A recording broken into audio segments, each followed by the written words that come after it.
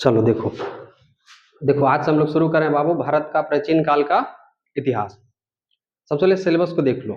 और देखो खास करके जो नया बच्चा है, जैसे तुम लोग तो अभी बोर्ड दे के आया है तो तुम लोग का आइडिया नहीं है। एक सेगमेंट दो सेगमेंट पहले पढ़ो, पढ़ेगा तो वही जीएस की दुनिया में तुमको पता लगेगा कि कहाँ से क्या चीज़ पढ़ना चाहिए और क्या चीज़ छोड़ना चाहिए। इसलिए थोड़ा सा समय बिताना है। सबसे पहले हम लोग सिलेबस को देखते हैं कि आखिरकार इसमें पढ़ना क्या क्या है।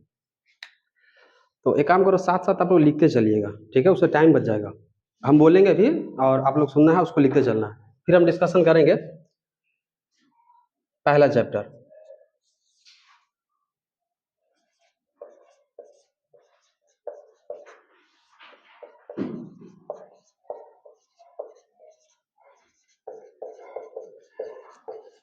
इतिहास की अवधारणात्मक समझ।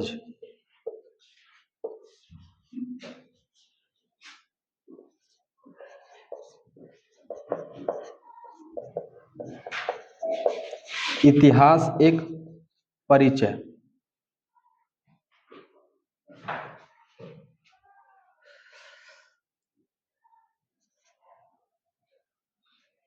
साथ साथ में आप लोग लिखते चलिएगा।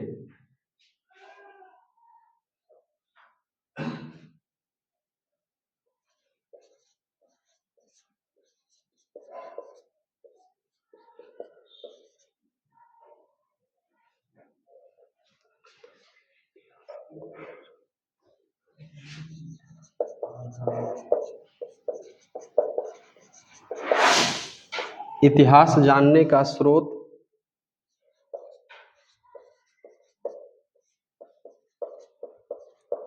सभ्यता क्या होता है, संस्कृति क्या होता है, विरासत क्या होता है।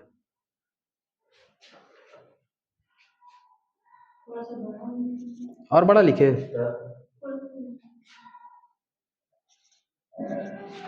अच्छा, दूसरा मार्कर यूज करते हैं।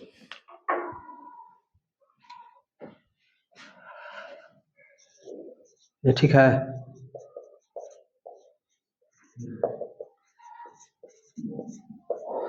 इतिहास में तिथि अंकन, ये दिख रहा है?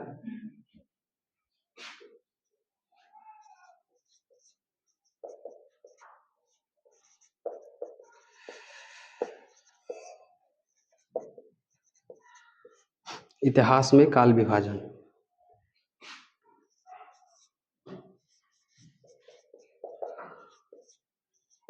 पहले सिलेबस को लिख लेते हैं, फिर डिस्कशन करेंगे। प्रागैतिहासिक काल, या इसी को पाषाण काल कहते हैं।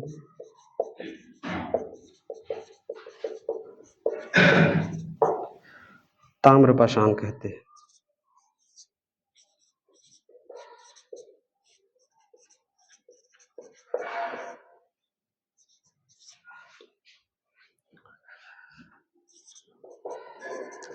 हड़प्पा सभ्यता, वैदिक सभ्यता।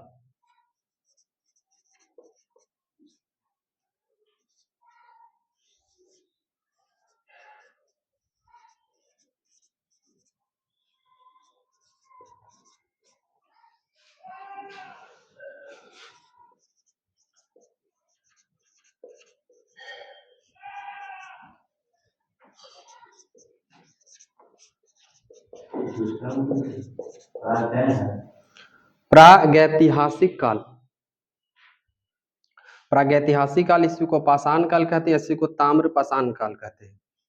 फिर हड़प्पा सभ्यता, वैदिक सभ्यता, महाजनपद काल, इसमें हम लोग पढ़ेंगे 16 महाजनपद को। फिर मगध सबसे इंपॉर्टेंट होगा इसमें।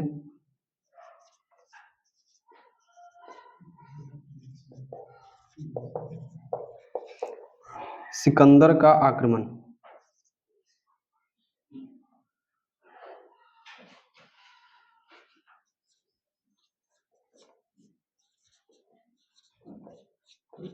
श्रेणी आधारित वर्ण व्यवस्था।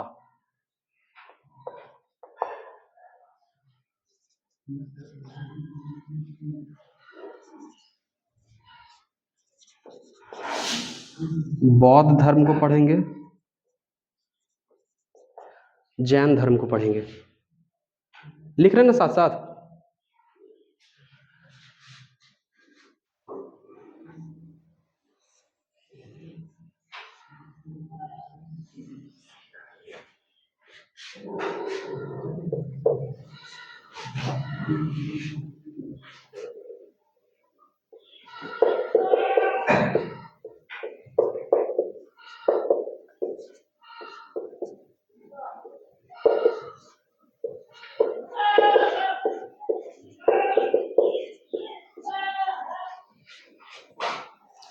छठा चैप्टर पढ़ेंगे मौर्य साम्राज्य, उसके बाद उत्तर मौर्य काल।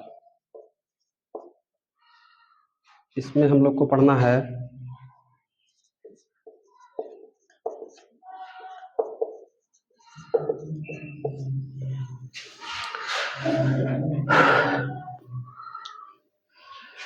उधर छप जा रहा है ना, लिप्टी तो ना है कि लिप्टी से लिखना शुरू कर दे। उत्तर मौर्य काल में पढ़ना है। विदेशी राजवंश में देखना हम लोग को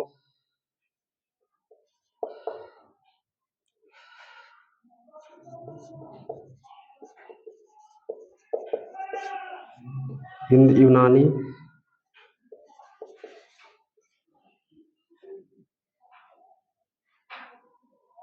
शक,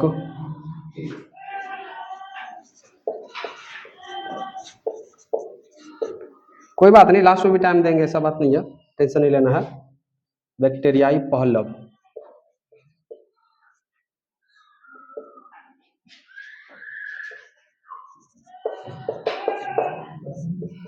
कुषाण,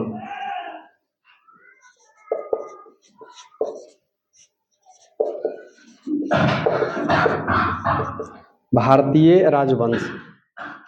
भारतीय राजवंश में लोग देख लेंगे शुंग वंश को,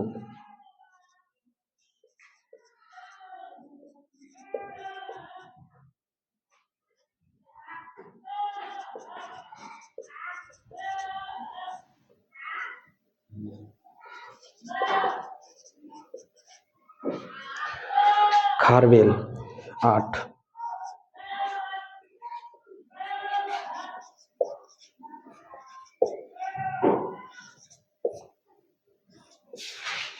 गुप्त काल,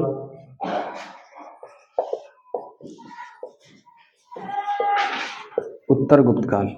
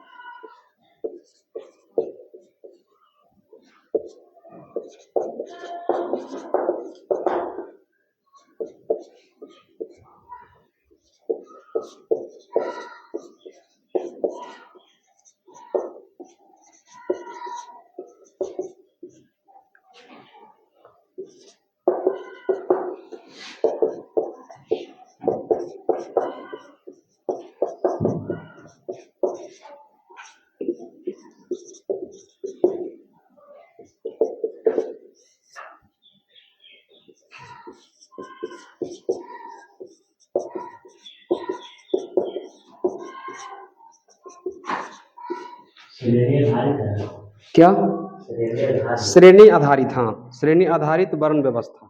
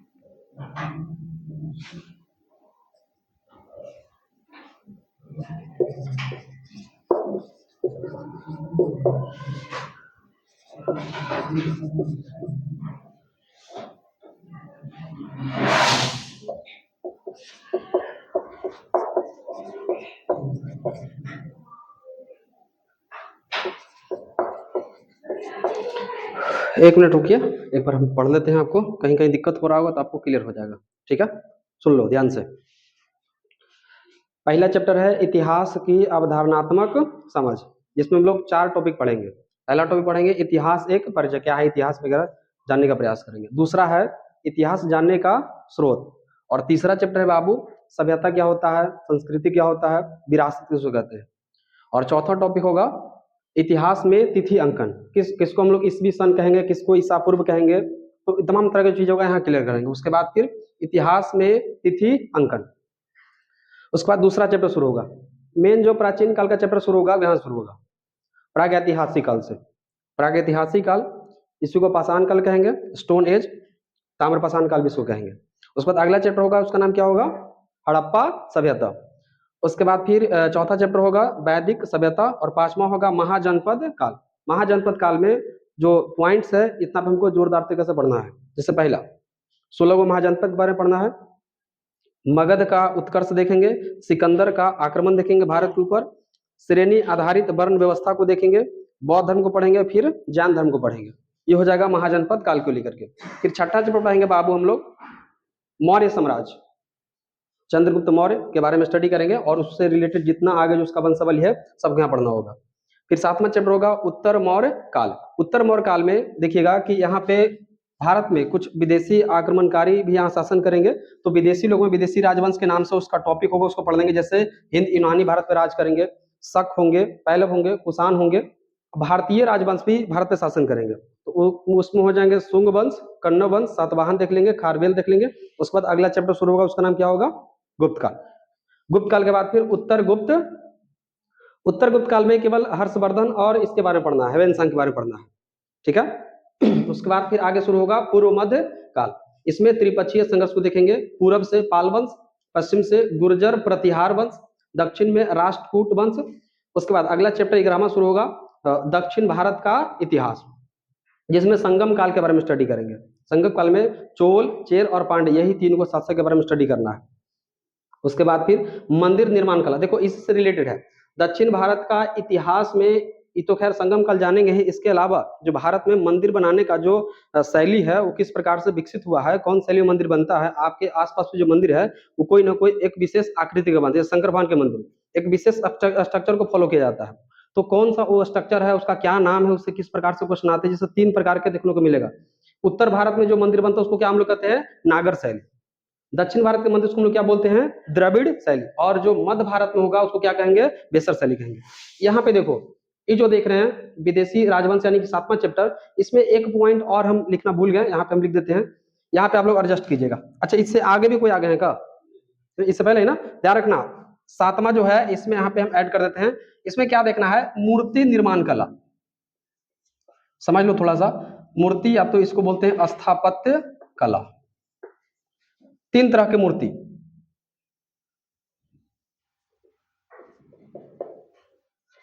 गांधार मूर्ति कला,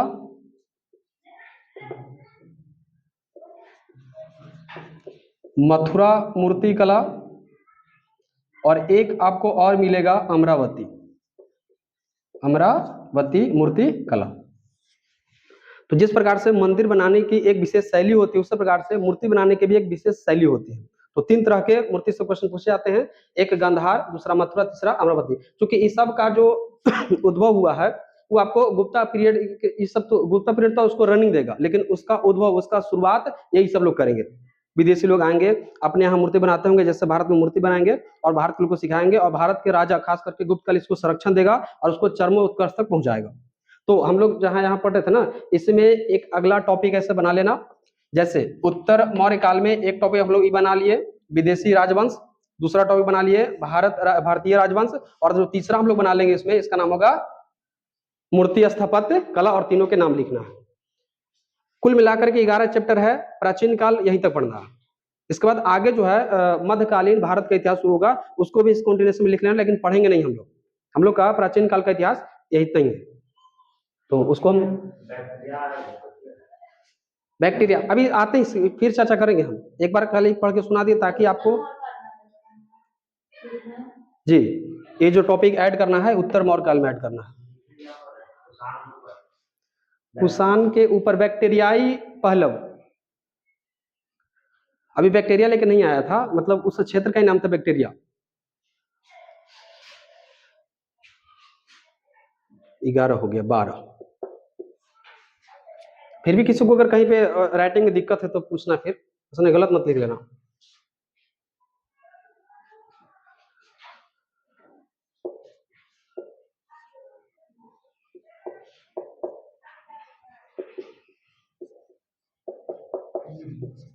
इस्लाम का भारत आगमन,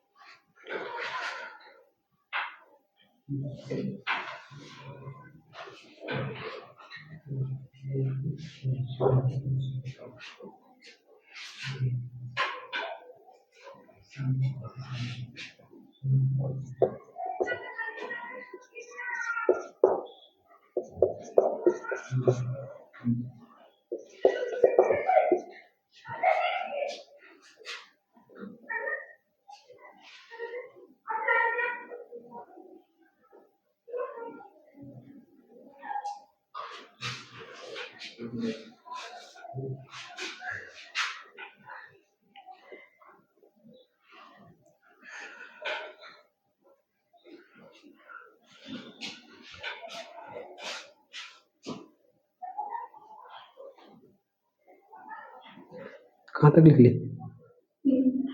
यहाँ तक लिख लिए? वाह, हम पीछे पीछे लिखते हैं ना। दिल्ली सल्तनत, चलो ठीक है, तो फिर लिखो।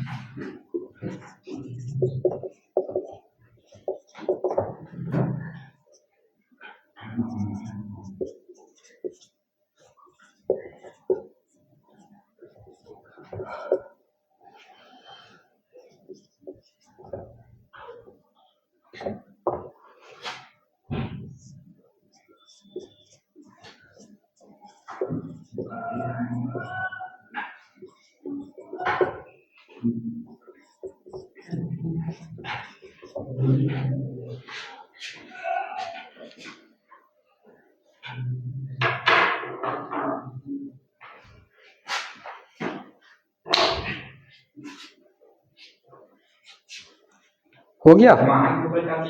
कहाँ पे? सातवाहन के ऊपर है कन्नव को अधनव व वंश। जी, जहाँ पे वर्ड में कोई तरह की दिक्कत हो तो आप पूछिए बेझिझक। मूर्ति स्थापत्य कला। मूर्ति स्थापत्य कला।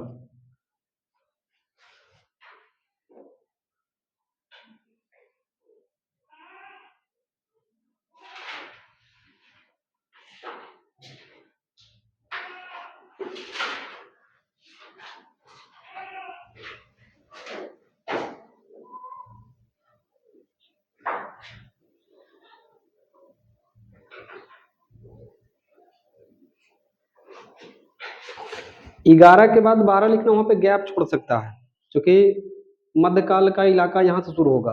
12 से पहले जो है यह प्राचीन काल का इलाका होगा। इसलिए बोले थे कि एक ही कॉपी रखो, दोनों के लिए एक ही का पढ़ लो, उसमें एक आध चैप्टर आओ, बात खत्म।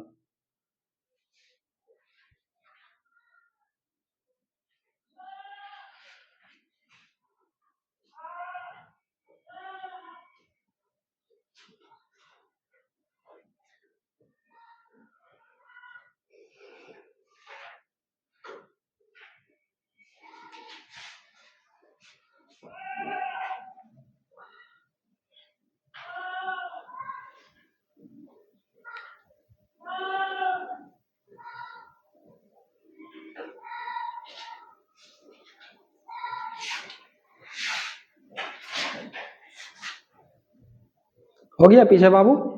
लिख लिया? नया लड़का पे ज्यादा ध्यान देना पड़ेगा। लिखिए, आराम से लिखिए, कोई दिक्कत?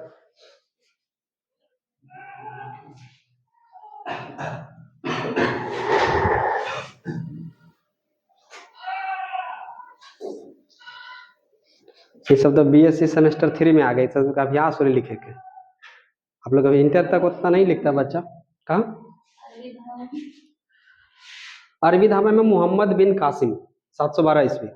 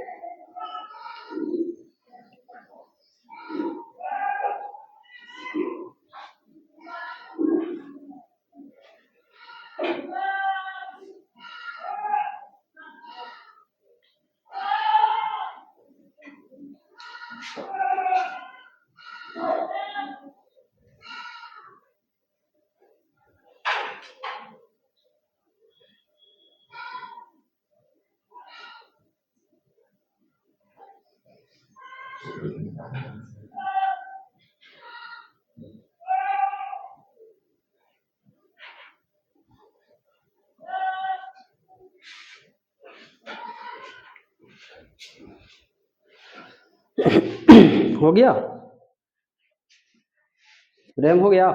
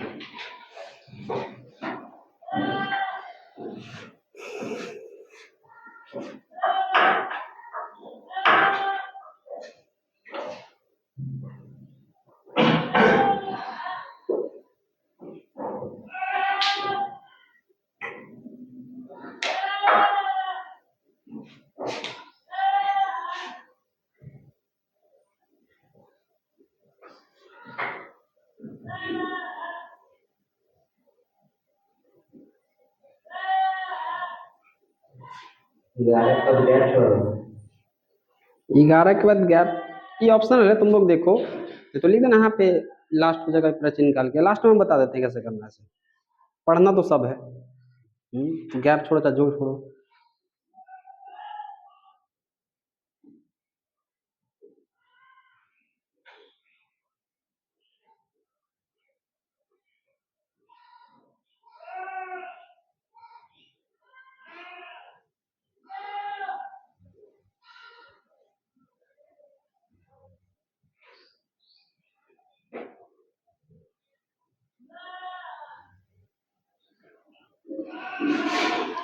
हो जाएगा आज हैं? तो आइए कुछ समझते हैं, ठीक है। फिर लिखते रहना है, थोड़ा सा और हमको सिलेबस बताना है। एक तरफ पहले समझा देते हैं क्या है नहीं से। तो सुनो ध्यान से, देखो समझना बहुत जरूरी है। तरीका इतिहास को वही रहेगा, पहले खूब अच्छा से कहानी को सुनना है। सुनने के बाद जब सारी बातें समझ में आ जाएगा तो एक अच्छे शब्द में कॉपी तक आपको पहुंचा देंगे, उसको लिख लेना है। ये अप्रोच से काम करना है, आपको उसी लय में रहना है। कहानी को कोशिश करना है कि यहीं पे दिमाग में सेट करो, क्योंकि मैक्सिमम चीज कहानी जब बोलेंगे ना तो तुमको याद हो जाएगा। लेकिन अगर तू चाहेगा कि लूसन उठा करके सब कुछ रट जाए तो फिर वो सब बहुत मुश्किल हो जाएगा, तुमको पता नहीं चलेगा कि क्वेश्चन कहाँ से आ रहा है। इसमें आर्ट एंड कल्चर, कला संस्कृति दोनों ऐड कर दिए, ध्यान रखना आपके सिलेबस में। जैसे देखो कोई मूर्ति कला इसको देख रहे हैं ना, इसको आर्ट एंड कल्चर कहते हैं। तो हम साथ साथ पैरल नहीं पढ़ते चलेंगे। अकबर ने शासन किया है तो अकबर का क्या योगदान रहा समाज में, किस प्रकार के नए मूर्ति का निर्माण किया, किसको बढ़ावा दिया नहीं बढ़ावा दिया, उसकी हर एक विशेषता को अकबर के साथ ही सब समेट देंगे। उस प्रकार से पढ़ना है। अब देखो ये जो पहला चैप्टर है बाबू, इतिहास की अवधारणात्मक समझ, ये केवल आपके लिए बेसिक होगा। और ध्यान रखना इसको जाने बगैर आपका पूरा जो इतिहास होगा एक तरह से आप मान लीजिए कि रट्टा जैसा होगा, इसलिए इस पे आपको ज्यादा फोर्स देना है। इसमें जानेंगे इतिहास एक परिचय, क्या इतिहास है, इतिहास के जनक कौन है, तमाम तरह की चीज को जानेंगे। उसके बाद फिर इतिहास के जानने के स्रोत आखिरकार इतिहास में लोग पढ़ेंगे प्राचीन काल में कि आज से 3000 साल पहले, 4000 साल पहले ईसा पूर्व की बात पढ़ेंगे। उस समय न हम थे न आप थे, तो आखिरकार उस बात को हम तो कैसे आया, तो कुछ ना कुछ एविडेंस चाहिए हमको ना, कुछ ना कुछ स्रोत चाहिए। हम लोग यहाँ पे स्रोत को जानने का प्रयास करेंगे कि प्राचीन काल, देखो प्राचीन काल में जितना इतिहास लिखा गया है वह कोई व्यक्ति द्वारा किताब, उसका कथन, स्टेटमेंट, तमाम तरह की चीजें यही कैरी ऑन होते होते जो है इतिहासकार को आज जो मिला है उसको कॉन्सुलेट किया, उसको एक जगह व्यवस्थित किया है। ऐसा नहीं कि जिसमें मानव की उत्पत्ति हुआ धीरे धीरे आगे आगे बढ़ना शुरू किया, उसके बाद मानव इतिहास लिखना शुरू हो गया कि हम एक कोशिकीय थे कि बहु कोशिकीय हुए, ऐसा नहीं था। ये तो इधर ना 10,000 साल तो असर किया, इधर 2000-3000 साल के बाद जो है हम लोग थोड़ा एक्टिव हुए हैं। नहीं तो हम लोग भी तो 1947 में आजाद हुए, 1947 के पहले तो अपने इतिहास का पता नहीं था। तो जब मानव जब शुरू हुआ होगा तो अपने बारे में आगे पीढ़ी को बताए, ऐसा मतलब बाद में सोचा है। तो फिर भी हम यहाँ पे जानने का प्रयास करेंगे इतिहास को, स्रोत को। उसके बाद फिर सभ्यता क्या होता है, संस्कृति क्या होता है, विरासत क्या होता है, ये तीनों वर्ड को समझेंगे हम लोग। इतना हो जाएगा तो फिर इतिहास में तिथि अंकन, ईस्वी क्या होता है, ईसा पूर्व क्या होता है, डेट को कैसे डिसाइड करते हैं, ये तमाम तरह की चीज को समझेंगे। इसको समझ लेगा तो इतिहास में डेट याद करना आपके लिए आसान हो जाएगा। फिर आपका जो तुक्का होगा एकदम सटीकता से बैठेगा, क्योंकि सब कुछ सीक्वेंस में रहेगा। उसके बाद फिर इतिहास में काल का विभाजन आप पढ़ेंगे, पाषाण काल, लौह काल, नवपाषाण काल, पूरा पाषाण काल, हड़प्पा काल। आखिरकार इसका डिवीजन कहाँ से किया गया, इसका विभाजन कहाँ कहाँ से तोड़ा गया, कहाँ कहाँ से रखा गया, इसको यहाँ पे समझने का प्रयास करेंगे। इतना बात जब हो जाएगी, बेसिक में ध्यान रखना, ये भले ही इसमें 2 क्लास लगे लेकिन इसमें मिस नहीं करना है, इसको टाइम देंगे, हम इसको समझाएंगे। उसके बाद जो मेन जो आपका प्राचीन काल का इतिहास शुरू होगा वो यहाँ शुरू होगा, जिसको प्रागैतिहासिक काल या तो पाषाण काल या तो ताम्रपाषाण काल कहते हैं। मतलब कि इसमें आप देखिएगा कि मानव जो होगा पत्थर से पहली बार औजार बनाएगा, शिकार करेगा, तमाम तरह का जो एक्टिविटी होगा जो हमारे सामने साक्ष्य के रूप में उपलब्ध है वो यहीं से देखने को मिलेगा। तो मूल चैप्टर यहाँ शुरू होगा, इससे पहले ये ट्रेलर कहिए पूरे चीज का। फिर आगे मिलेगा कौन, हड़प्पा। फिर मानव जो होगा एक नगर के रूप में पहली बार व्यवस्थित मिलेगा, इसको प्रथम नगरीय क्रांति भी कहते हैं। हड़प्पा काल को पहली बार मानव जो है व्यवस्थित होगा, फिर वो खत्म हो जाएगा। तो देखिए खत्म क्या हुआ, व्यवस्थित हो तो उसका क्या क्या इंपॉर्टेंस है, कैसे लोग घर बनाते थे, इसे लेकर के बहुत तरह के क्वेश्चन पूछे गए हैं। आज भी जो पुरातात्विक विभाग है जो खोदता है तो वहां से हड़प्पा के चीज या तो हड़प्पा कालीन जो शहर था वहां की चीजों को निकालता है, पता करता है। वो कैसे पता कर लेता है कि ये जो वस्तु है नीचे से आया है वो 1000 पुराना है कि 2000 पुराना है कि 5000 पुराना है, उसको यहाँ देखेंगे। तिथि अंक देख रहे हैं ना, यहाँ पे पढ़ेंगे हम लोग कार्बन डेटिंग मेथड, जिसको से अगर कोई 2000-5000 साल पहले के कोई वस्तु है, खास करके जीवाश्म, ध्यान रखना निर्जीव नहीं जीवाश्म में, तो उसके बारे में जो वैज्ञानिक है वो पता लगा लेंगे कि यह कितना पुराना है, 1000 साल पुराना है, 2000 साल पुराना है, और उसके आधार पर वो बताते हैं कि हड़प्पा कालीन है कि वैदिक कालीन है कि किस कालीन है। तो चर्चा करेंगे हम लोग। उसके बाद में हड़प्पा हो जाएगा। फिर आगे देखें किसके बारे में, वैदिक सभ्यता। वैदिक सभ्यता में वेद जो आप जानते हैं, वेद की रचना इसी टाइम में होगा। वेद होगा, उपनिषद होगा, महाकाव्य होगा।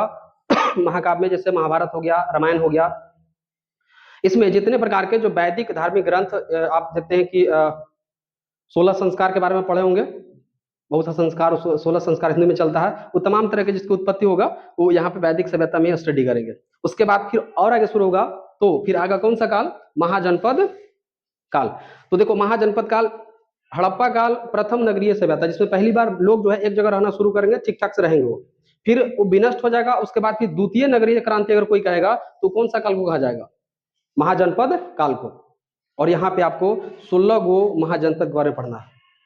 16 गो महाजनपद से क्वेश्चन कैसे आता है, 16 गो महाजनपद को जानना है, उसकी राजधानी नगर कहाँ है, वो कहाँ कहाँ स्थित है, इसको लेकर के मिसमैच करके ऑब्जेक्टिव पूछ देता है। सबको नहीं पढ़ना, लेकिन हाँ सबके राजधानी इंपॉर्टेंट है, कहाँ कहाँ क्या है वो आपसे पूछा जाता है। इसके बाद फिर इस 16 महाजनपद में एक महाजनपद जो बहुत इंपॉर्टेंट है, उसका नाम क्या है, मगध।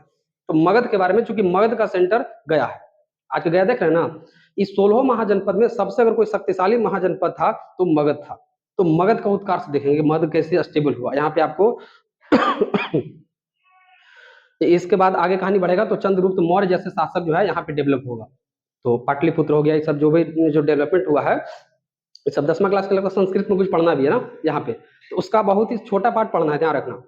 आप बहुत ज्यादा डेप्थ में जाकर के चीजों को समझने का प्रयास कर रहे हैं, और इतिहास में, प्राचीन काल के इतिहास में बोर्ड आपसे मांग करता है, अपेक्षा रखता है कि आप इस लेवल की जानकारी लेके आ रहे कि नहीं आ रहे। 10 क्लास का बच्चा को तो सिंपल सा एक लाइन में एरो दे करके बात खत्म कर देता है कि मौर्यकालीन है, लेकिन उसका जो डेप्थ है वो आपको यहाँ मिलेगा। तो 16 महाजनपद मगध के बारे में स्टडी करना। फिर इसी दौरान जो है सिकंदर अटैक करेगा भारत के ऊपर बहुत बार। उसके बाद फिर श्रेणी आधारित वन व्यवस्था, जिसमें आप लोग को देखा जाए कि भारत जो होगा तो 4 श्रेणी में बटा हुआ रहेगा। एक को नाम पड़ेगा शूद्र, वैश्य, क्षत्रिय और ब्राह्मण। ये 4 कास्ट में पहली बार यही बटेगा। पैर के, ऐसा कहा जाता है कि ब्रह्मा जी के मुख से जो है वह ब्राह्मण की उत्पत्ति हुआ है। उनका जो ये देख रहे हैं, बाहु देख रहे हैं, यहाँ से क्षत्रिय का उत्पत्ति हुआ है, और जांग से वैश्य का उत्पत्ति हुआ है, और शूद्र पैर से उत्पत्ति हुआ है। तो शूद्र मतलब जो निचला कास्ट है, आज नहीं चल रहा है ओबीसी एसटी देख रहे हैं ना, एससी एसटी मतलब उस समय का शूद्र, जिसमें ब्राह्मण जिस रास्ता से जा रहा है शूद्र को आना वहां अलाउ नहीं था। शूद्र उस रास्ता में आ जाएगा तो फिर दिक्कत हो जाता था, मतलब उस रास्ता को धोइए। शूद्र चलता था तो पीछे अपने जो है डंडा या तो फिर उस तरह की बढ़नी उड़नी बांध के चलता था, ताकि उसका परछाई न पड़ जाए, और अगर उसका जो पैर उर का निशान है वो भी जो है क्लीन होते चल जाए। तो अत्याचार एक तरह से कहिए कि बहुत ज्यादा अत्याचार किया गया था। शूद्र लोग मंत्र का उच्चारण नहीं कर सकते थे, जीभ काट लिया जाता था। तो इस तरह के जो हमारे समाज में एक से बढ़ कुरीतियां उत्पन्न होगा, और इस बहुत सा कुरीति उत्पन्न होगा, तो उसका डेवलपमेंट कैसे होगा, कहाँ शुरू होगा, वो आपको यहाँ पे डिटेल पढ़ना है, श्रेणी व्यवस्था। उसके बाद फिर आएंगे कौन, भगवान बुद्ध, डाकू अंगुलीमाल की कहानी, और उसमें घोर लोग जो होगा वही 4 कैटेगरी बटा होगा। उसी दौरान आएंगे भगवान बुद्ध और लोगों को जो है सब मोटिवेट करेंगे, क्योंकि भगवान बुद्ध खुद ही राजा थे, ध्यान रखना, ये कोई आम जनता नहीं थे। इनके पास ऐशो आराम के लिए बहुत सी सुविधाएं थी, लेकिन उस सब को छोड़ छाड़ कर जो एक निकल जाते हैं और सत्य की खोज के लिए। और यही जो गया है बोधि वृक्ष पीपल का, वहीं पे फल्गु नदी के किनारे जो है उनका ज्ञान की प्राप्ति हुआ था। तो स्टडी करेंगे, फिर बौद्ध के बाद फिर किसको देखेंगे हम लोग, जैन धर्म को पढ़ेंगे। तो स्टडी करना डीप में, यहाँ से क्वेश्चन अक्सर पूछे जाते हैं, क्योंकि जिस समय अब मान के चले कि अकाट जात पात में लोग डूबे हुए थे, उस समय अगर कोई व्यक्ति एक्टिव होता है और सबको अपनी ओर खींचता है, तो उसके बारे में जाहिर सी बात है आयोग आपसे उम्मीद रखता है कि आप उस सब चीज को जानते हैं। क्योंकि आज का भारत, आज हम देख रहे हैं ना, भारत का जब पुराना इतिहास पढ़िएगा तब पता समझ में आएगा कि कितना उठापटक हुआ है। उसके बाद फिर आगे जब इतना हो जाएगा, आपस में ही सब कुछ मतलब कि टूटफट हो जाएगा, उसके बाद फिर विदेशी लोग जो है आक्रमण करना शुरू कर। इससे पहले हम लोग पढ़ेंगे किसके बारे में, मौर्य वंश के बारे में पढ़ेंगे। इसमें चंद्रगुप्त मौर्य के बारे में स्टडी करेंगे। सबसे भारत में सबसे बड़ा अगर किसी का साम्राज्य था तो चंद्रगुप्त मौर्य था। पूरा पूरा भारत देख रहे हैं, नीचे श्रीलंका तक, उधर बांग्ला पाकिस्तान हो गया, अफगानिस्तान हो गया, इधर म्यांमार का इलाका, नेपाल का इलाका, इस सारा को लपेटे में ले लिया था। तो सबसे ज्यादा विस्तार किसी का था तो चंद्रगुप्त मौर्य और मौर्य वंश में था। और यहीं पे पढ़ेंगे हम लोग कौटिल्य के बारे में। चंद्रगुप्त मौर्य से पहले घनानंद नाम का एक शासक रहा करता था, आप लोग सुने होंगे। घनानंद के दरबार में ही एक साधु रहा करते थे जिसका नाम था चाणक्य, या तो उसको कौटिल्य कहते हैं। उनको बेइज्जती कर दिया था, और बेइज्जती के बदला इस प्रकार से लिए कि घनानंद के बोले कि तुम्हारा पूरा जो संपत्ति है, राजपाट है, सबको विनष्ट कर देंगे। वही जा रहे थे तो एक लड़का मिलता है, वही चंद्रगुप्त मौर्य था। उसको ट्रेन करते हैं, ट्रेनिंग देते हैं, और उस घनानंद को वध करवाते हैं, और उसके बाद फिर एक नए साम्राज्य की स्थापना, उसका नाम क्या पड़ता है, मौर्य साम्राज्य। तो एक टीचर में बहुत सा पावर होता है, वो टीचर एक्चुअल में जैसे आज देखते होंगे चाणक्य हो गया, कौटिल्य, तो सब एक ही बात है। तो उस तरह से उसको मोटिवेट करते हैं, तैयार करते हैं, अकेले छोटा टुकड़ी लेकर के पूरा घराना को लपेट दिए थे।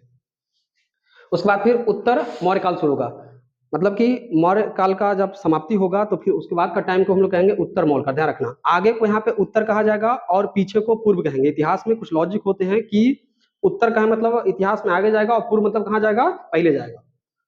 फिर उत्तर मौर्य काल में देखेंगे कि विदेशी लोग अटैक करना शुरू कर देंगे। विदेशी लोग कहने का मतलब क्या हो गया कि आज जो भारत देखते हैं, भारत के इधर पाकिस्तान, अफगानिस्तान, उधर का इलाका देख रहे हैं ना, सऊदी अरब का, उधर से लोग अटैक करेंगे। क्योंकि यहाँ पे जो दर्रा वगैरह है, गैप वगैरह, यहाँ से आसानी से लोग आ जाते हैं। नीचे तो पानी है, टेक्नोलॉजी था नहीं कि जहाज से आ रहा है, पनडुब्बी से आ रहा है, तो वही मार्ग से आता था। तो इसमें देखेंगे हम लोग पहले हिंद यूनानी को। यूनानी लोग इधर आएंगे, अटैक करेंगे, फिर शक आएंगे, फिर बैक्टीरियाई पहलव आएंगे, क्या थे वहां पढ़ेंगे, स्टडी करेंगे। फिर कुषाण आएंगे, तो ये चारों अटैक करेंगे, भारत में राज भी करेंगे। ऐसा नहीं कि पूरा भारत में करेंगे, भारत के छिटपुट इलाका। और भारत कहने का मतलब यहाँ समझना है कि आज का पाकिस्तान, अफगानिस्तान, भारत, बांग्लादेश, उसके बाद फिर श्रीलंका का कुछ भाग, और ऊपर में नेपाल का इलाका, म्यांमार का सीमावर्ती क्षेत्र, ये पूरा अखंड भारत इसको कहा जाता है।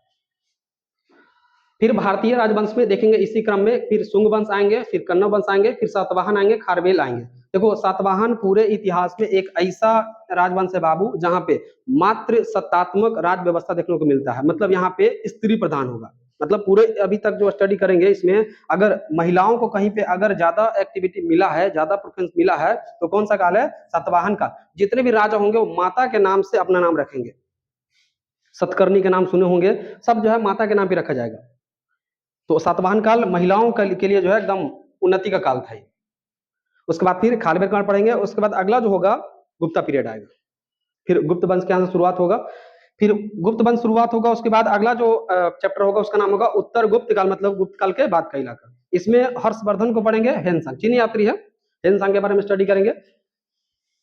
अच्छा, इसमें एक पॉइंट आपको बताना भूल गए थे हम कि इसमें मूर्ति कला के बारे में पढ़ेंगे, ठीक है। हर्षवर्धन हो गया, नहीं एक मिनट रुको, तो उत्तर गुप्त काल हो गया, हर्षवर्धन हो गया। पूर्व मध्यकाल में त्रिपक्षीय संघर्ष, यहाँ पे बताया था तुम लोग को, विदेशी राजवंश था, इसके बाद फिर भारतीय राजवंश था, और एक तीसरा पॉइंट बताए थे जिसके बारे में क्या बोले हैं, मूर्ति स्थापत्य कला, जिसमें गंधार, मथुरा और कौन हो जाएगा, अमरावती। इस पे ही पे लिखे हैं ना 9वां चैप्टर में। चलो आगे बढ़ो। फिर अगला आएगा पूर्व मध्यकाल, मतलब कि मध्यकाल के एंट्री से पहले, मध्यकाल में एंट्री करेंगे उससे पहले को जो इतिहास होगा उसको कहेंगे पूर्व मध्यकाल। इसमें हम लोग देखेंगे त्रिपक्षीय संघर्ष। भारत में 3 राजा जो होंगे अपने में लड़ रहे होंगे। पूरब से होंगे कौन, पाल वंश, पश्चिम से कौन होंगे, गुर्जर प्रतिहार वंश, और नीचे से कौन होंगे बाबू, राष्ट्रकूट। और भारत अंदर अंदर ही जो है खोखला हो जाएगा। ये तीनों अपने में लड़ेंगे और भारत अंदर ही अंदर खोखला होगा। उसके बाद फिर एक और चैप्टर होगा, लास्ट पढ़ेंगे दक्षिण भारत का इतिहास, जिसमें संगम काल के बारे में स्टडी करना है, जिसमें चोल, चेर और क्या हो जाएगा बाबू, पांडे। अभी जो नया संसद भवन बना है, जहां पड़ी एक जो लोकसभा के जो मेन अध्यक्ष बैठते हैं, राइट साइड में जो है एक संगोल को स्थापित किया गया है, छड़ी है। उस संगोल चोल काल से संबंधित है, चोल काल के राजा ही उसको रखा करते थे, तो संभाले हुए था, रखे हुए था, तो उसको वहां स्टेबल किया गया है। इसके लिए चोल काल आपके लिए इंपॉर्टेंट है। उसके बाद इसके बाद पढ़ेंगे आप लोग मंदिर निर्माण शैली, जिसमें उत्तर भारत का जो मंदिर होगा उसको क्या कहा जाएगा, नागर शैली, और दक्षिण भारत के मंदिर को हम लोग क्या कहेंगे, द्रविड़ शैली, और दोनों का मिक्सअप रहेगा उसको हम लोग क्या कहेंगे, बेसर। ऑब्जेक्टिव सीधा यहीं से ऐसा आ जाता है कि उत्तर भारत में जो मंदिर निर्माण की प्रक्रिया है, शैली है, निम्नलिखित में कौन सी शैली है, या तो मिसमैच करने के लिए दे देगा। तो उत्तर भारत के लिए कौन सा हो जाएगा, नागर, दक्षिण के लिए द्रविड़, और एक क्या हो जाएगा बाबू, बीच के लिए बेसर। दोनों का मिक्सअप होगा। उसके बाद फिर यहाँ तक हमारा जो प्राचीन काल का इलाका होगा यहाँ पे खत्म हो जाएगा, प्राचीन काल लेते ही। उसके बाद फिर आगे पढ़ेंगे मुस्लिम का आक्रमण होगा, जिसमें हम लोग इस्लाम का भारत आगमन, इसमें मोहम्मद पैगंबर साहब के बारे में पढ़ेंगे, जो इस्लाम धर्म के प्रवर्तक हैं, वहां से स्टडी करेंगे। उनका मक्का से लेकर के मदीना तक की जो यात्रा था उसको हम लोग शुरू करेंगे। क्योंकि जिस प्रकार से आप लोग कहते हैं कि हिंदू धर्म में तीर्थ जाना उचित होता है, उस प्रकार से मुसलमान में है कि उस मक्का के यात्रा उसको हज कहते हैं। इसमें बहुत सा शब्द आएगा, हज क्या होता है, कलमा क्या होता है, जकात क्या होता है, रोजा क्या होता है, रमजान क्या होता है, आपको यहाँ पे उस वर्ड से परिचय करवाया जाएगा। तो मोहम्मद पैगंबर साहब जो मक्का से मदीना गए थे, तो आज के मुसलमान भी अगर पूरे जीवन काल में एक बार मक्का की यात्रा करना चाहता, मदीना की यात्रा करना चाहता है जहाँ पे वो गए थे, तब वो मानता है कि हमारा जीवन क्या हो गया, सफल हो गया। कैसे बोलो में जाता ना आदमी हो, तो उस मुसलमान के ये होता है कि हमको वहां जाना है जी, सऊदी अरब, हाँ। तो अब देखो हिंदू में अलग अलग भावनाएं मतलब चलता है। कोई कहता है कि मक्का में शंकर भगवान को मुसलमान पकड़ के रख लिए है, बंद कर, ऐसा कुछ नहीं है, ठीक है। तो आगे बढ़ो अब, तो इस्लाम देख लेंगे, इस्लाम का स्टडी यहाँ करना है। उसके बाद फिर भारत पर इस्लामिक धावा। भारत खोखला हो चुका है, भारत पर अब जो इधर से उत्तर पूरब इसको कहेंगे ना, इधर से यानी सऊदी अरब के इलाका से उधर से लगातार जो है अटैक होना शुरू हो जाएगा। जिसमें पहला जो धावा होगा जिसको बोलेंगे अरबी धावा, वही अरब प्रदेश प्रायद्वीप वही पड़ता है। अरबी धावा जो करेगा उसका नाम होगा मोहम्मद बिन कासिम, डेट ध्यान रखना 712 ईस्वी। उसके बाद फिर महमूद धावा यानी महमूद गजनबी करेगा, गजनबी धावा इसको लिखना, सॉरी गजनबी धावा 1000 से लेकर के 1027 तक गजनबी धावा करेगा महमूद गजनबी। उसके बाद फिर गोरी धावा मोहम्मद गोरी 1175 से लेकर 1200 कब तक, 6 तक। अब इसको समझाएंगे, इससे पहले आप जो नहीं बच्चा लिखा था उसको लिखिए, इधर हमको थोड़ा सा और लिखना है। क्या, हाँ सब ईस्वी में है, ध्यान रखना। क्या, दिल्ली सल्तनत, इसको समझाते हैं, पहले कुछ लिख लेते हैं उसके बाद। जो बच्चा नहीं लिख पाया था वो लिखो।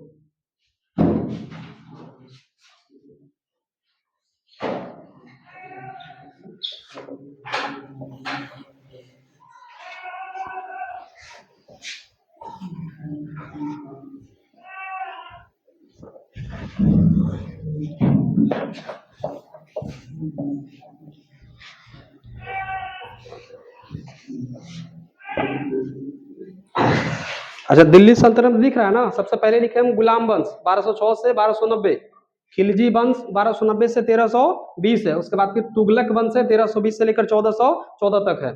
सैयद वंश है बाबू 1414 से 1451 तक। उसके बाद लास्ट में लोधी वंश है 1451 से लेकर के 1526 तक।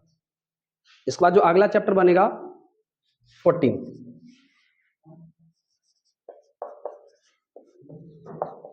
मुगल काल।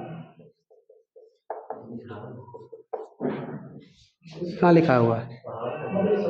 पढ़ावल है?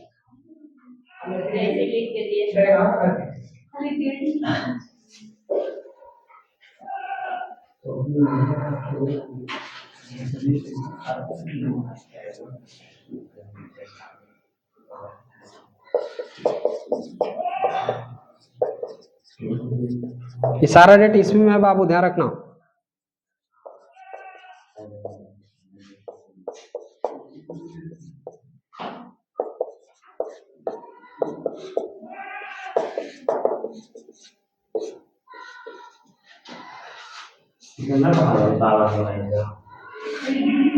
अरे नहीं पढ़ाए यार, आपको कंटिन्यूशन दिए होंगे, अगर मतलब प्राचीन काल शुरू किए होंगे ना, तो हो सकता है कि डेट यहीं से दे दिए होंगे, इसका मतलब पढ़ाना थोड़ी ना हो गया। हम वहां तक लेके छोड़ देंगे, आगे थोड़ी ना पढ़ाने जाएंगे हम, क्या टेंशन ले रहा है? हम ही ना पढ़ाए हो। सूरी वंश,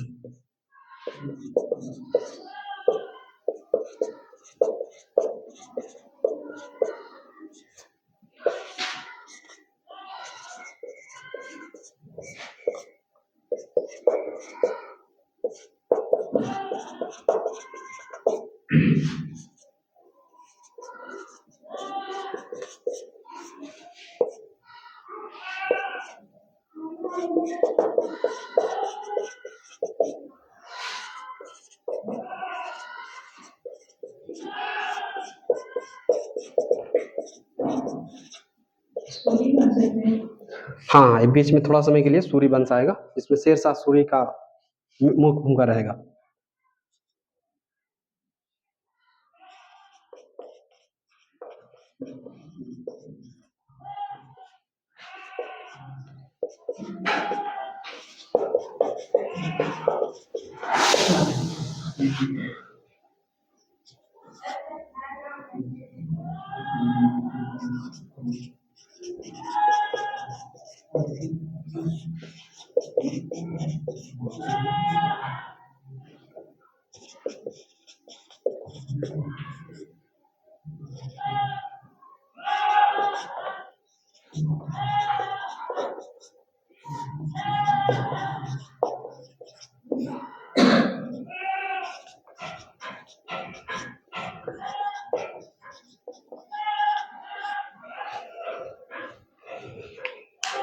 थोड़ा सा तेजी में लिखिए।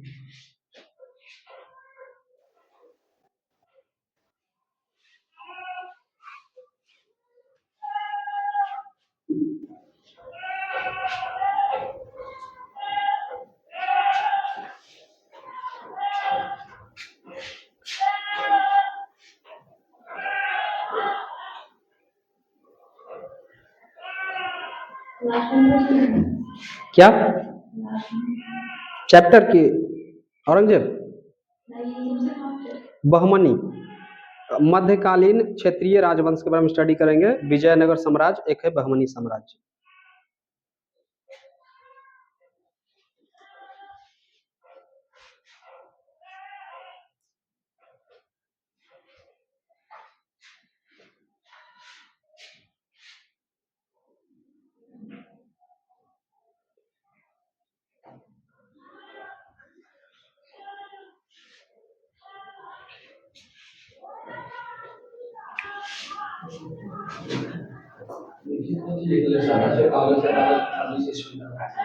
यहाँ हो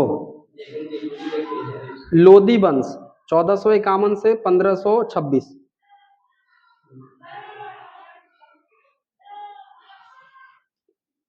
ऐसे ही सबकी डिटेल किया जाएगा।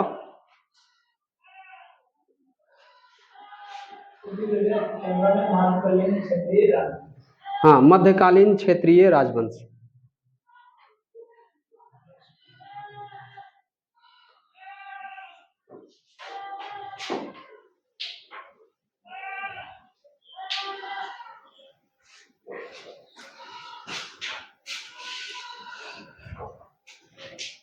हो गया?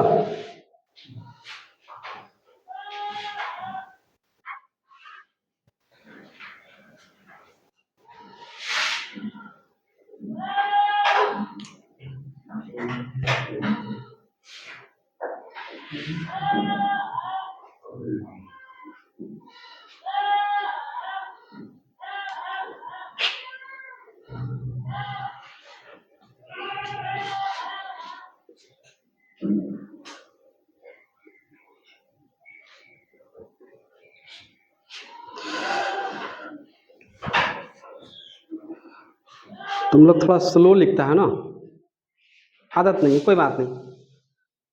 दिखा रहे ठीक से ना है तुम लोग का? कोई बात तो थोड़ा सा और समय लगेगा।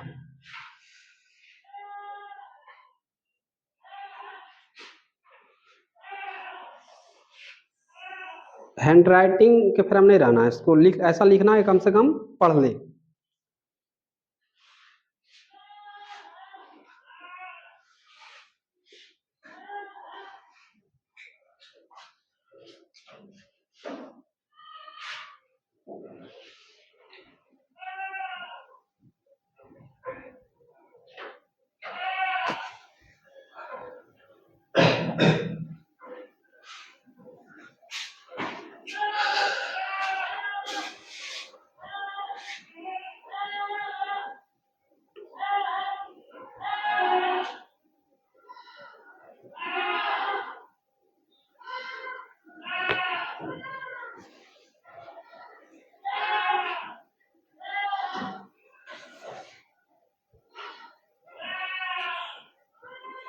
हो गया आदित्य?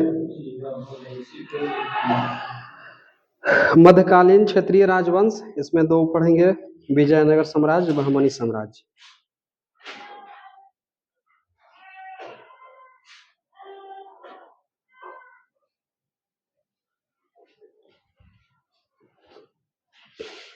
देखो सुनो, तीन धावा बता दिए, मतलब भारत पे लगातार अटैक किया जा रहा था, भारत को लहूलुहान एक तरह से घायल कर दिया गया था।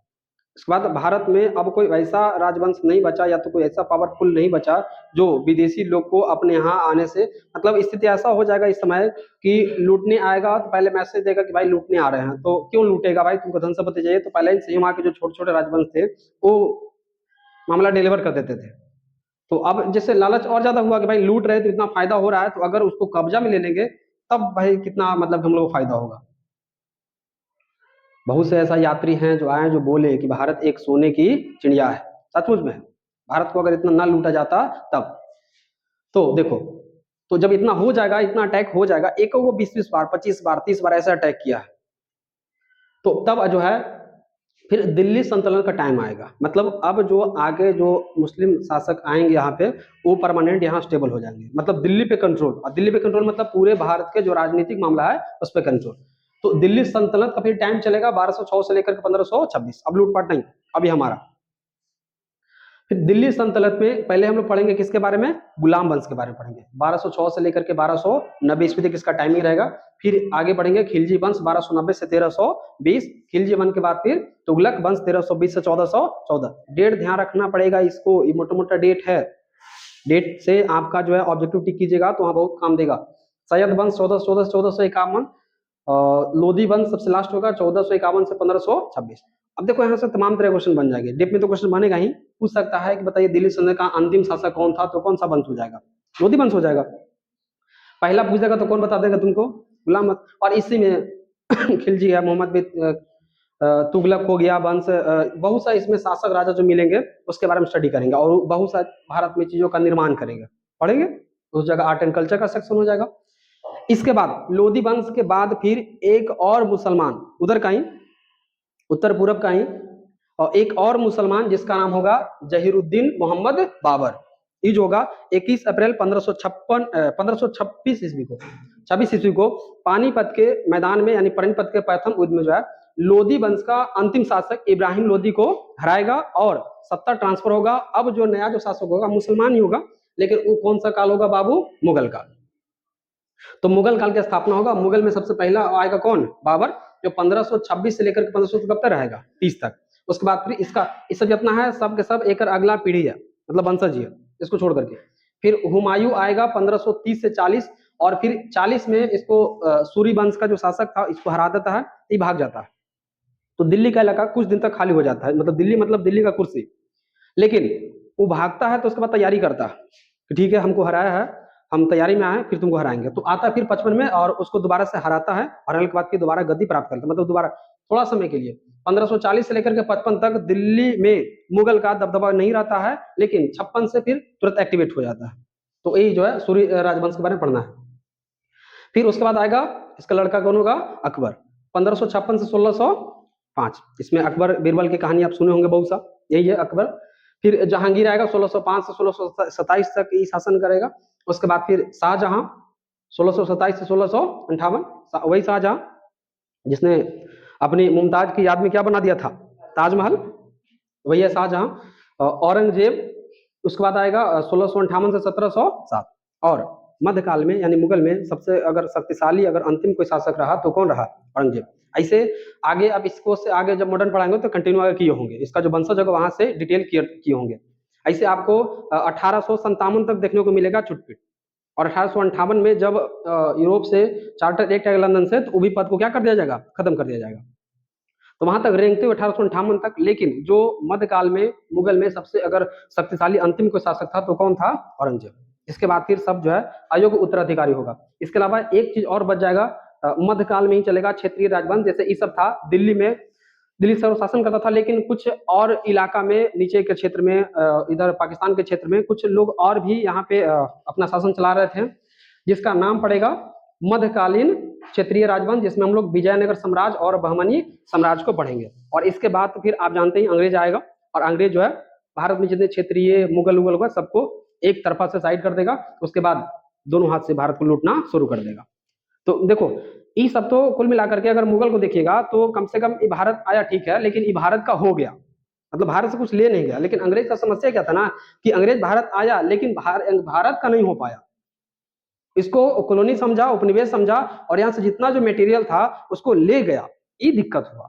तब भारत जो है आर्थिक रूप से बहुत पीछे चल गया। नहीं तो ये सब था जब तक कोई, आप अकबर के शासनकाल में देखिए ना, अकबर के शासनकाल में बहुत ज्यादा, मतलब अकबर भले मुसलमान था लेकिन यह हिंदू तरीका से, हिंदू की जितना जो पूजा पाठ होता था सबको फॉलो करता था, सबको फॉलो करता था।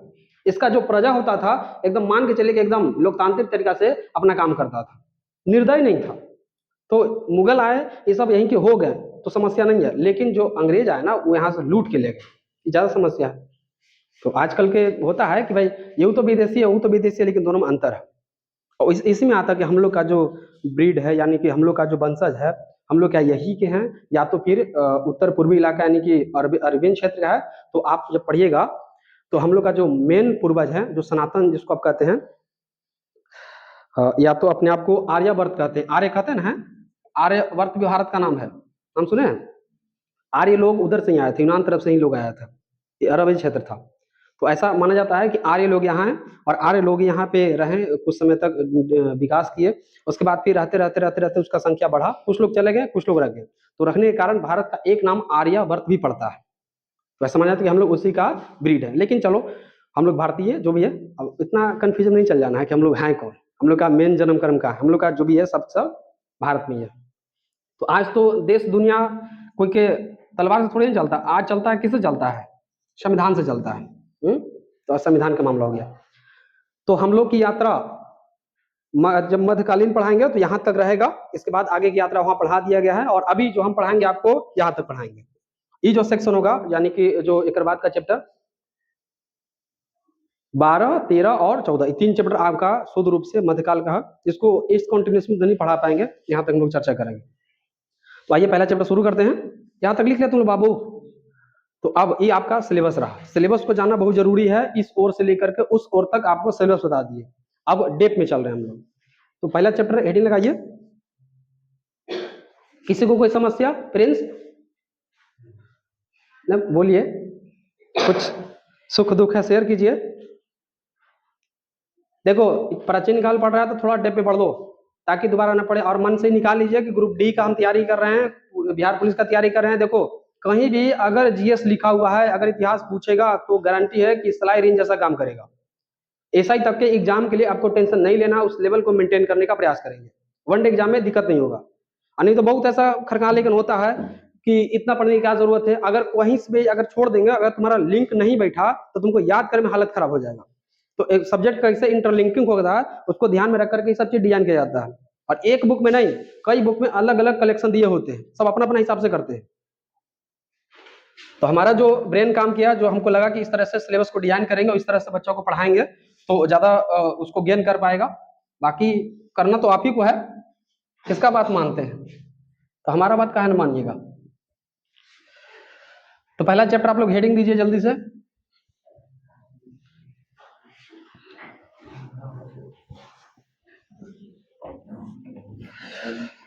और देखो एक बात आपको बताएंगे, नया बच्चा हो तो पुराना बच्चा हो, क्लास कंटिन्यू रहना, छूटेगा तो उसकी जिम्मेदारी हम नहीं लेंगे, फिर आपको नहीं समझ में आएगा, प्लेइंग का दिए।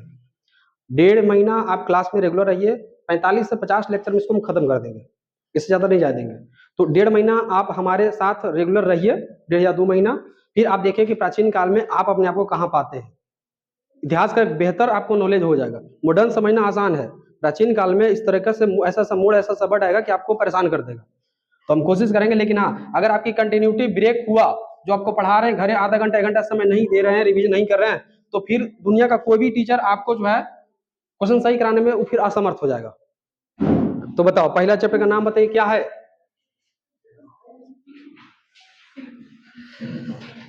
इतिहास की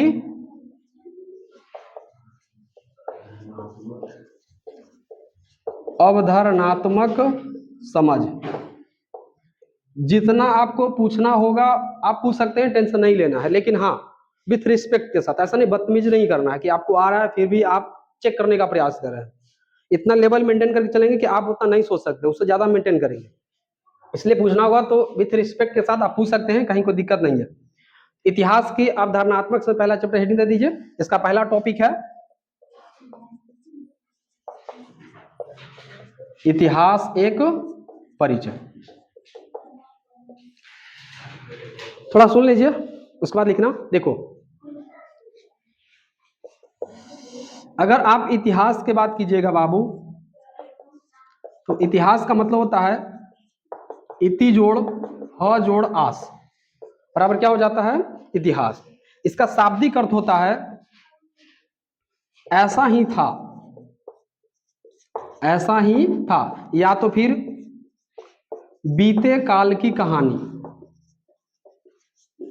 ये ऑथेंटिक इसका मीनिंग है। इतिहास को जब आप वर्ण क्रम से तोड़िएगा इसको, तो इति धन ह धन आस आपको मिलेगा। इसका शाब्दिक अर्थ होता है ऐसा ही था, या तो फिर बीते काल की कहानी। इतिहास को पहली बार अगर कोई व्यक्ति सीक्वेंस बाय सिस्टमैटिक बाय लिखने का प्रयास किया, उस व्यक्ति का नाम था हेरोडोटस। क्या नाम था उसका?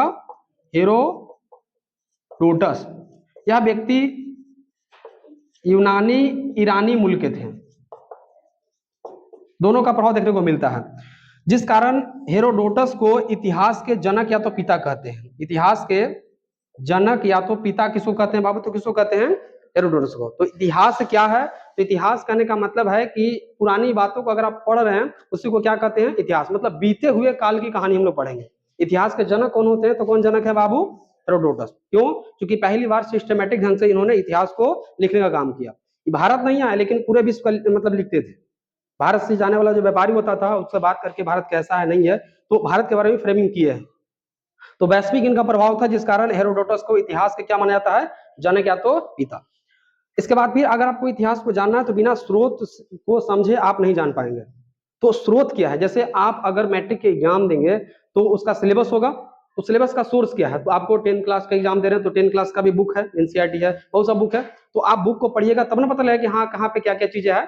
तो हम लोग को जो मेन जो टारगेट करना, और सोर्स से क्वेश्चन आना शुरू हो जाता है, यहाँ से प्रश्न आपके एग्जाम में आएगा, लेकिन इतिहास के जो सोर्स होगा वहां से आपका क्वेश्चन आना शुरू हो जाएगा।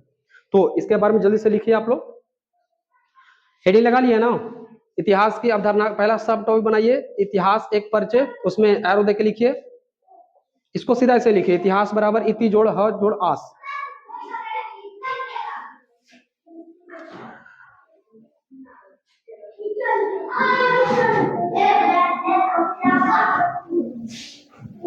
इतिहास में लिखना इति जोड़ ह जोड़ आस,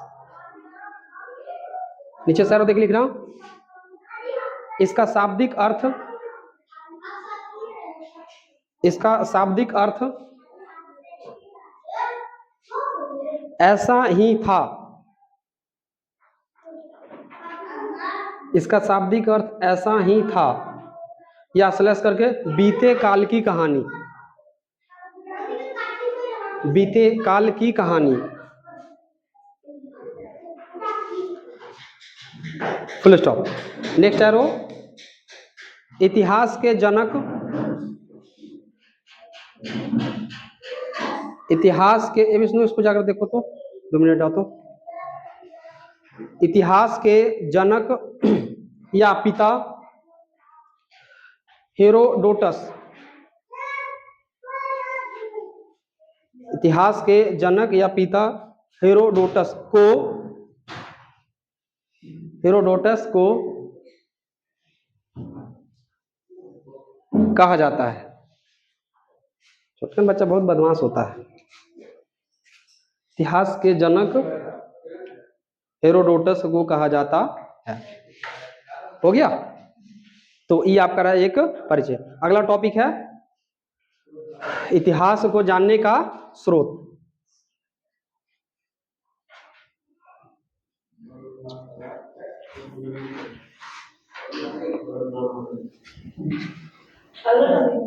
जी, मेन हेडिंग आपका ये रहेगा, तो चैप्टर है। अगला सब टॉपिक आपका बनेगा, उसका नाम होगा इतिहास को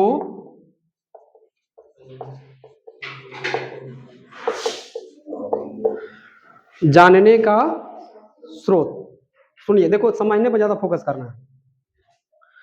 स्रोत, पहला स्रोत है उसको बोलते हैं साहित्यिक स्रोत।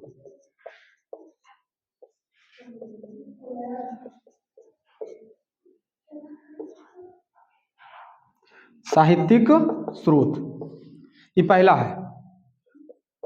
दूसरा हम लोग देखेंगे बाबू विदेशी यात्रियों का विवरण। तीसरा देखेंगे बाबू जीवन वृत्तांत। जीवन वृत्तांत, देखो अभी जो आपके पास इतिहास है वो मोटा मोटा 3 सोर्स से पढ़ा जाता है, उसको लिया गया है, वो अभी जो है उसको लिपिबद्ध किया गया है। पहला साहित्यिक स्रोत, साहित्य को इंग्लिश में लिटरेचर कहते हैं। अकबर है, उससे पहले मौर्य साम्राज्य देखिए, उसमें जो मौर्यकालीन जो राजा होता था उनका दरबार में कुछ लोग ऐसे होते थे जिनका काम होता था कि आप दैनिक में जो गतिविधि हो रहा है उसको आप लिपिबद्ध कीजिए। उसमें से कुछ कवि टाइप के लोग होते हैं जो महान राजा उसके बारे में लिखा, कुछ दुष्कर्म किया उसके बारे में लिखा, तो वो जो बुक होगा जो पीढ़ी दर पीढ़ी आगे तक जो कैरी ऑन करेगा, फॉरवर्ड होगा, उसको क्या हम लोग कहेंगे बाबू? साहित्य कहेंगे, उसको लिटरेचर कहते हैं। तो जिसको शौक है वो भी लिख सकता है, दरबारी कवि हो सकता है, कोई बाहर के लोग हो सकते हैं, इस पास टाइम है, किसान भी हो सकता है, तो उसका जो बुक होगा उसी को हम लोग क्या कहेंगे? साहित्य कहेंगे। तो आजकल के जो इतिहासकार हैं वो सब बुक को पढ़ते हैं, पढ़ने के बाद समझते हैं, फिर सबको क्रॉस चेक करते हैं, मिलाते हैं। जैसे एक ही कालखंड के 2 4 5 को आपको मिल गया वो सब साहित्य, फिर सबको चेक करेंगे, क्योंकि कोई होता है कि कोई राजा के पक्ष में कोई चढ़ा बढ़ा के लिख दिया, कोई राजा के विरोध में है तो चढ़ा बढ़ा के अपने हिसाब से डायरी मेंटेन कर दिया, कोई विदेशी घूमने के लिए आया तो देखा कि कुशल मंगल है तो अपने से लिखा। तो जितने प्रकार का जो उसके पास एविडेंस है, उस एविडेंस के आधार पर भारत सरकार या तो फिर आजकल के इतिहासकार हैं उसको एक निष्कर्ष तक पहुंचते हैं। इसलिए आपको बुक में कभी कभी जो डेट अलग अलग मिलेगा, कभी कभी विचारधाराएं अलग अलग मिलेगा, लेकिन भारत सरकार जिसको फॉलो करता है राष्ट्रवादी विचारधारा को, उसी को फॉलो करते हुए आपका एग्जाम में पूछता है, ओकरे फॉलो हम भी करते हैं, उसी का बताना है। नहीं तो फिर अगर आप अंग्रेजी इतिहासकार को देखिएगा तो अपने आप को श्रेष्ठ बताएगा, भारतीयों को नीचा दिखाता है। ये सब की गलती था जिस कारण ये सब गुलाम रहा। लेकिन भारत का इतिहास पढ़ते हैं तो हम लोग राष्ट्रवादी तरीका से पढ़ते हैं, महात्मा गांधी के बारे में स्टडी करते हैं, जितना जो क्रांतिकारी है। अंग्रेजी इतिहासकार इस सबको वैल्यू नहीं देता है। हाँ चलो ठीक है, एक नेता था, वो सब ज्यादातर वैल्यू किसको देगा? जो यहाँ ज्यादातर यहाँ से धन संसाधन को अपने देश में लेके गए, यहाँ के लोगों को क्रश किया, यहाँ शासन प्रशासन किया, लंबा समय तक अंग्रेजी हुकूमत को बनाए रखने में मदद किया। तो वो नहीं सब देखना, हम लोग को ये देखना है कि राष्ट्रवादी जो तरीका होगा एकदम निष्पक्ष पढ़ना, ध्यान रखना, वो मेरा काम है। हम डेटा कहाँ से लाएंगे नहीं लाएंगे, मेरा खुद से बहुत सा सोर्स है, आप तक जो डेटा पहुंचेगा वो आपके एग्जाम के अकॉर्डिंग होगा। फिर भी अगर कोई डेटा उसे लगे कि भाई कोई बुक में पढ़े जो इतर मिल रहा है तो हमको एक बार बताना, चेक करेंगे हम, ऐसे हम खुद ठोक पटक के उसको लाएंगे। तो पहला स्रोत होगा इतिहास को जानने के बाद, उसका नाम क्या होगा? साहित्यिक स्रोत। दूसरा होगा विदेशी यात्रियों का विवरण। जैसे भारत में बहुत से लोग आएंगे विदेश के घूमने के लिए आएंगे और वो अपना लिखेंगे, भारत के बारे में लिखेंगे। तो अभी के डेट में उस तरह के अगर बुक या तो उस तरह की चीज अगर मिल जाता है तो भारत को समझने में थोड़ा आसान होगा कि भारत आज से 5000 साल पहले कैसा था, 10,000 साल पहले कैसा था। तो उसको हम लोग कहते हैं विदेशी यात्रियों का विवरण। और तीसरा क्या है बाबू? जीवन वृत्तांत। जैसे अगर आप नाम सुने होंगे बाण भट्ट का, बाणभट्ट का, ये हर्षवर्धन का दरबारी कवि था। और एक पुस्तक लिखा है हर्ष चरित, हर्षचरित की रचना किया कौन? बाणभट्ट। बाणभट्ट हर्षवर्धन एक राजा था जिसके दरबारी कवि था। इसका काम था कि राजा का जो दैनिक जीवन में या तो उसका जो पूरा लाइफ टाइम है उसको आपको लिखना है, आपको जो है दे देना लिख करके, इसका यही काम है था। अभी एग्जाम पूछ देता है, आपको ध्यान रखना, ये सब चीज पूछता है, राइटर का नाम ये सब वगैरह जो है ये सब पूछता है। तो एक यहाँ से भी अगर आपको आज के डेट में हर्षचरित मिलेगा तो इसका मतलब है कि हर्षवर्धन के टाइम में किन किन प्रकार के सामाजिक व्यवस्था था, धार्मिक व्यवस्था था, कैसे कैसे लोग रहते थे, सारा कृत के बारे में आप स्टडी कर लेंगे आज के हिसाब से। तो आज आपके पास जो प्राचीन काल का नॉलेज है वह नॉलेज यही 3 आधार पर होता है। तो एक हो जाएगा साहित्यिक स्रोत, विदेशी यात्रियों का विवरण, जैसे हेन संग हो गया, फायन हो गया, एत्सिंग हो गया, ये सब आएगा, भारत के बारे में लिखेगा। जीवन वृत्तांत को देखेंगे, ऑटोबायोग्राफी जिसको कहते हैं, उसको देखने का प्रयास करेंगे। तो पहले आप तीनों लिखे, फिर एक को पढ़ते हैं। तो दूसरा आपका सब टॉपिक होगा इतिहास को जानने का स्रोत। तो तीनों को स्रोत पहले लिखिए।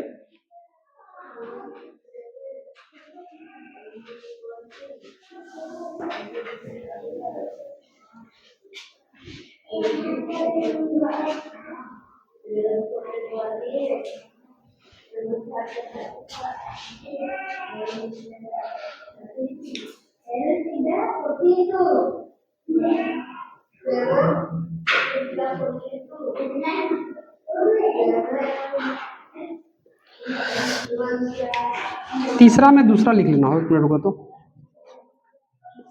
लिख ले का कोई।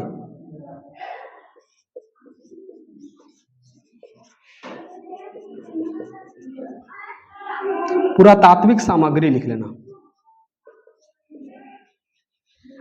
इसको हम लोग ये जो है यही अटैच कर लेंगे साहित्यिक में।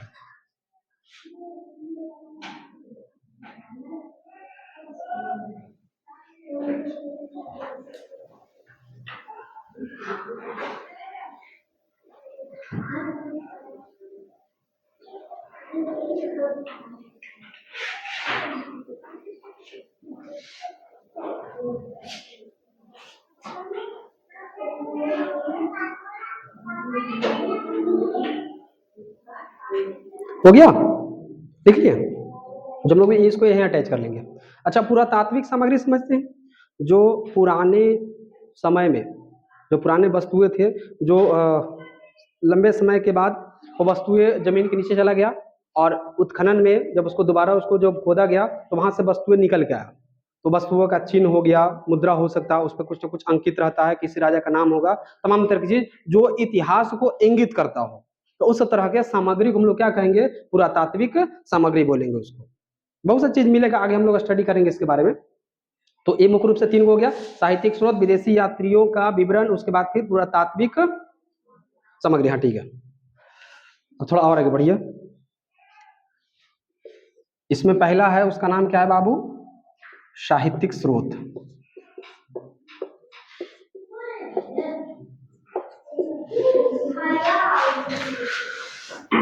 देखो, साहित्यिक स्रोत 2 तरह से हो सकते हैं। एक का नाम होगा बाबू धार्मिक साहित्य, एक का नाम क्या होगा? धार्मिक साहित्य। साहित्यिक स्रोत कहने का मतलब पुरानी जो दस्तावेजें हैं, लिटरेचर्स हैं, उससे आपको स्टडी मिल रहा है। लेकिन वो जो पुरानी दस्तावेजें हैं, साहित्यिक स्रोत है, वो 2 तरह का हो सकता है। एक धर्म, क्योंकि आज जितना धर्म हावी है, पहले भी धर्म हावी था, चाहे कोई भी कास्ट के हो। तो धार्मिक ग्रंथ को पढ़िएगा तो उसको लोग क्या बोलेंगे बाबू? धार्मिक साहित्य उसको बोलेंगे। जैसे अगर आप बात कीजिएगा हिंदू धर्म साहित्य का, तो एकदम है वेद। आप पढ़िए तो वेद में जो चीजें वर्णित है, आपको पता चलेगा कि उसमें का सामाजिक, आर्थिक, तमाम तरह की चीज होगा। समाज कितने स्टेप में बटे हुए थे, वहां स्टडी आपको पता चल जाएगा। यहाँ पे वेद हो गया, उपनिषद हो गया, वेदांग हो गया, पुराण हो गया, भागवत पुराण हो गया, वायु पुराण हो गया, गरुड़ पुराण हो गया, महाकाव्य हो गया। ये सब जो आप स्रोत देख रहे हैं बाबू, इस तरह के स्रोत को हम लोग कहते हैं धार्मिक साहित्य, इसको कहते हैं। ये सब धार्मिक साहित्य है। उसके बाद फिर जैसे हिंदू है, उसमें बौद्ध भी एक्टिव था, बौद्ध धर्म साहित्य। देखो, बौद्ध का भी बहुत ज्यादा पकड़ रहा है, उस समय में बौद्ध धर्म भी बहुत ज्यादा फैला था, बहुत ज्यादा। तो बौद्ध धर्म के भी कुछ पुस्तक है, जैसे आप नाम सुने होंगे त्रिपिटक का, नाम सुने हैं? जातक कथा, नहीं सुने तो सुन लीजिए। मिलिंद पन्हो, और एक और जानिए आप जैन के बारे में, जैन धर्म साहित्य, जिसका एक है, ध्यान रखना, उसको कहते हैं हम लोग क्या, आगम कहते हैं। तो देखो, कुल मिलाकर के हम ये बताने का प्रयास कर रहे हैं कि आज तक जो आपके पास इतिहास आ रहा है उसमें एक है साहित्यिक स्रोत, और साहित्यिक स्रोत में हम पहला उठाएं जिसका नाम है धार्मिक साहित्य। हिंदू लोग भी अपने धर्म को लेकर के बहुत सी चीजों की रचना किए हैं। बड़े बड़े जो राजा होते थे यज्ञ करवाते थे, धर्म के नाम पे बहुत ज्यादा पैसा देते थे। तो ये नॉर्मल है कि अपना जो देवी देवता है उसका व्याख्यान करने के लिए एक टीम अक्सर रखते थे, धन संपत्ति इसके पास है वो। तो जैसे हिंदू धर्म की बात कीजिएगा, चूंकि भारत में हिंदू धर्म ज्यादा एक्टिव था, तो यहाँ पे वेद की रचना होगा, उपनिषद की रचना होगा, वेदांत, पुराण, महाकाव्य, ये सब तमाम तरह की चीज होगा। इसको से आपको जो जानकारी मिलेगा उसको बोलेंगे हिंदू धर्म साहित्य से मिलने वाली जानकारी। अब इसको यहाँ डिटेल नहीं करना है कि वेद कितने प्रकार के होते हैं, आपको बताया जाएगा। जिधर वो टॉपिक था वैदिक साहित्य, वहां इसको डिटेल किया जाएगा, 4 प्रकार के वेद होता है, कौन कौन कब कब लिखाया है, वहां बताया जाएगा। अभी केवल इतिहास को समझने का प्रयास करें कि इतिहास हम तक आया कैसे, तो इन सोर्स से आया। दूसरा, बौद्ध धर्म भी बहुत एक्टिव हुआ। तो बौद्ध धर्म क्या वेद लिखता था, उपनिषद नहीं। बौद्ध धर्म के लिए जो उसका जो धार्मिक पुस्तक है, जैसे एक त्रिपिटक है, इसमें 3 किताब है, विनय पिटक है, सूत पिटक है, अभिधम पिटक है। तो तीनों को कलेक्शन को त्रिपिटक कहा जाता है। उसी प्रकार से जातक कथा है, जैसे हम लोग का कैसे है उपनिषद वेद, उस प्रकार से बौद्ध का है। मिलिंद पन्हो, ये पूछा हुआ, ध्यान रखना कि मिलिंद पन्हो किस धर्म से संबंधित है, तो उसका आंसर क्या हो जाएगा, बौद्ध धर्म। ये जो जातक कथा है वो किससे रिलेटेड है, तो कौन सा धर्म हो जाएगा, बौद्ध धर्म। उसी प्रकार से जैन धर्म, जैन धर्म वाला में बहुत सा किताब है, लेकिन उस सारे कलेक्शन को, सारे किताब को क्या कहा जाता है, आगम। और ये क्वेश्चन पूछा हुआ है कि जैन धर्म के साहित्य के समूह को क्या कहते हैं, तो क्या उसको बोलते हैं, आगम कहते हैं। उसी प्रकार से इस्लाम भी है, इस्लाम का उसका नाम है कुरान, नाम सुने कुरान, कुरान शरीफ। उसी प्रकार से तो हम लोग ये जानने का प्रयास करें कि ये सब सोर्स हमारे पास है। तो थोड़ा लिखो, पहला को डिटेल कर रहे हैं साहित्यिक स्रोत, थोड़ा इसमें डैश करना, एक लाइन लिखते हैं इसमें,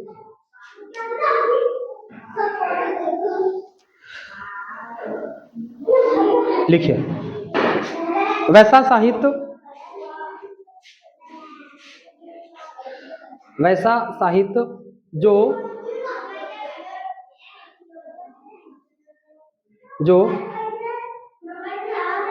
धार्मिक,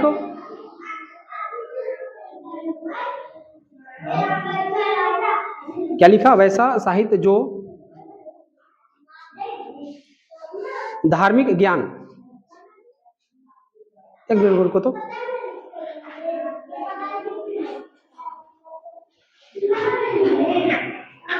वैसा साहित्य जो धार्मिक ज्ञान, काट दिए नहीं काटे तो लिखो, वही वाले लिखो, ठीक है। वैसा साहित्य जो धार्मिक ज्ञान का बोध कराता हो, धार्मिक ज्ञान का बोध कराता हो, बस, और क्या, उससे मत लिखना, ठीक है। यहाँ देखना कि धार्मिक में किसके बारे में स्टडी होगा, तो धार्मिक ज्ञान के बारे में, धार्मिक नॉलेज होगा। अच्छा एक मिनट रुको, तो साहित्य वाला में लिख लिए हो हैं, उसको कट करो, सॉरी हम सोच ई वाला में बोल रहे हैं, साहित्य वाला में लिखे हैं तो उसको आप कट कर दीजिए। नहीं नहीं नहीं, सुनो ना यार, उतना मत करो, आप जो लिखे उसको एक बार थोड़ा सा कट कीजिए ना, हो गया। अब उसका पहला पार्ट बनाइए धार्मिक साहित्य, इसमें कंटिन्यू करना।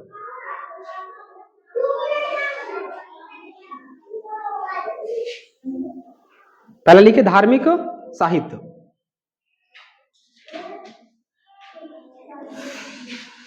और दूसरा भी है लिखी लो लौकिक साहित्य, तब इसको आगे बढ़ाते हैं, लौकिक साहित्य।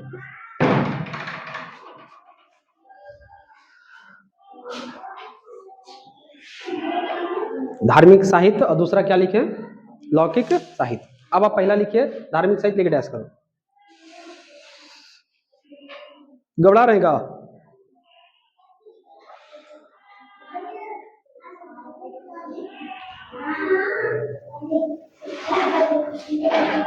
धार्मिक साहित्य डैश करो, उसमें लिखो वैसा साहित्य जिससे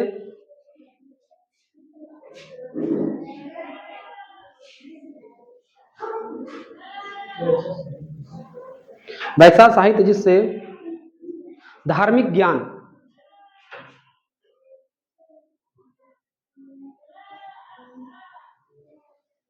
का बोध होता हो।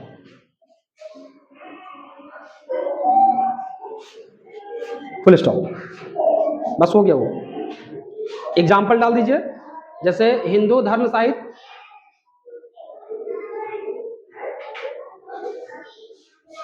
वेद हो गया, उपनिषद हो गया, वेदांग हो गया, हो गया। वेद, उपनिषद, वेदांग, पुराण, महाकाव्य। महाकाव्य में रामायण महाभारत दोनों आता है।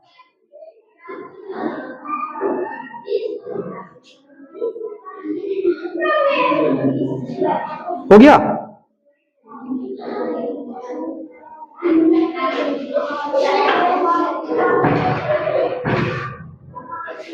उसी प्रकार से अगला एग्जाम्पल में डालिए, बौद्ध धर्म साहित्य, त्रिपिटक, कॉमा करके भी लिख सकता है। त्रिपिटक हो गया, जातक कथा हो गया, मिलिंद पन्हो,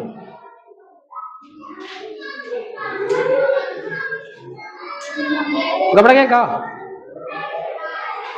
पहला एग्जाम्पल, दूसरा एग्जाम्पल, और उसका भी ब्रैकेट में ना तो फिर डैश करके लिख लेना। तीसरा जैन धर्म, मिलिंद पन्हो, मिलिंद पन्हो,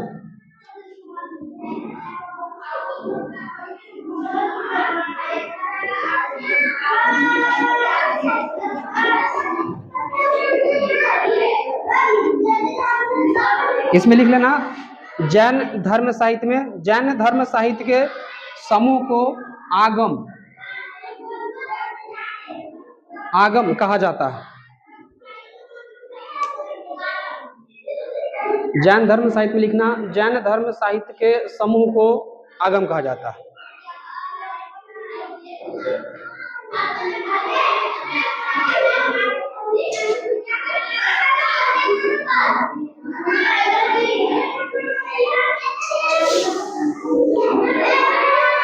हो गया।